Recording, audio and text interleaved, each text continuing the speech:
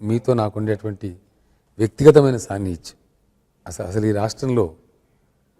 రాష్ట్రంలోనే కాదు బహుశా దేశంలో రారా పోరా ఒరే అని పిలుచుకునేటువంటి మీ అటువంటి మిత్రుడు.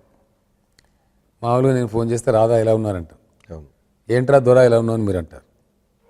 ఈ రకంగా మాట్లాడే వాళ్ళు ఈ రాష్ట్రంలో నాతో ఇంకోరు లేరు.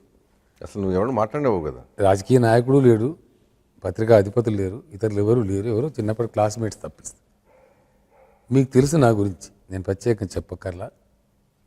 సో నేను మిమ్మల్ని పోగొట్టానుకో, నన్ను పోగొట్టుకోవటానికో లేదా వేరే ఉద్దేశంతో నేను చెప్పట్లా. ఇక్కడ జరుగుతున్నది ఏమిటంటే, ఏదైనా సరే ఎవరికైనా సరే విజ్ఞులు సలహా ఇవ్వదలుచుకున్నప్పుడు ఉభయపక్షాలకి ఇవ్వాలి.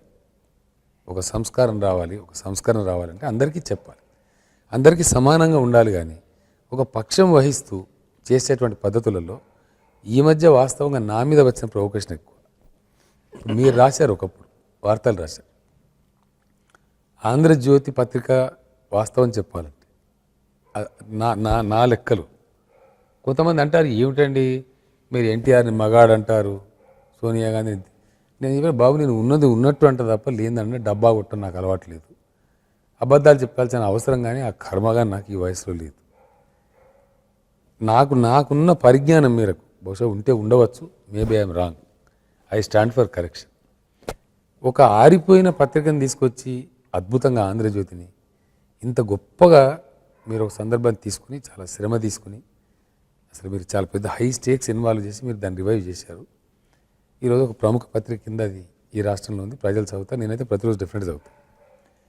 మీరు దాంట్లో కొన్ని భూముల అక్రమాల గురించి వార్తలు రాశారు. దాన్ని చాలా దుర్మార్గంగా చాలా అన్యాయంగా ఖండించారు ఆ పెద్దలు, ఆ రోజుల్లో ఉన్న పెద్దలు. అవును, సరే వారి గురించి నాకు మంచి నేను మాట్లాడదలుచుకోలేదు, చెడ్డ కూడా నేను మాట్లాడదలుచుకోలేదు. బట్ ఆ రోజు రాసిన వార్తలకు సంబంధించినటువంటి రిపోర్ట్స్ ఈ మధ్య టీఆర్ఎస్గా మేము కలెక్ట్ చేసాం. ఆ రోజు నుంచే కటింగ్స్ ఉన్నాయి టీఆర్ఎస్ లైబ్రరీలో.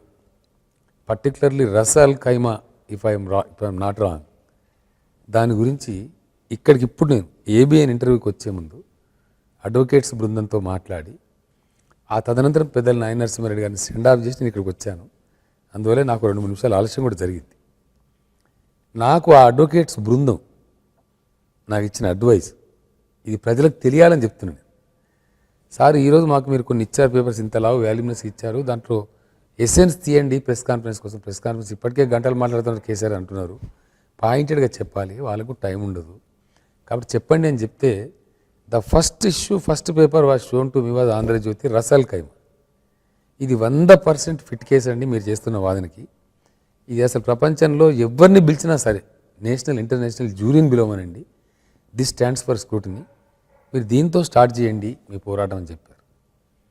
అంటే ఆ అంశాన్ని లేవనెత్తితే ఒకరోజు మీరు లేవనెత్తారు, చాలా దుర్మార్గంగా మిమ్మల్ని తూలినాడారు. అసలు ఆ పత్రిక మీద చదవమండి చీ అని కూడా అన్నారు. మేమంతా నవ్వుకున్నాం ఆ రోజుల్లో. పత్రిక చదివేంత ఓపిక లేని వాళ్ళు రాష్ట్ర అధినేతలు అయితే ఎట్లుంటుంది అనేది. ఎందుకంటే మంచి రాస్తారు, చెడ్డ రాస్తారు, జర్నలిస్టులు క్లారిఫై చేసుకోవాలి, చెప్పాలి, నిరసన కూడా వ్యక్తం చేయొచ్చు, యూ హ్యావ్ ఎ రైట్.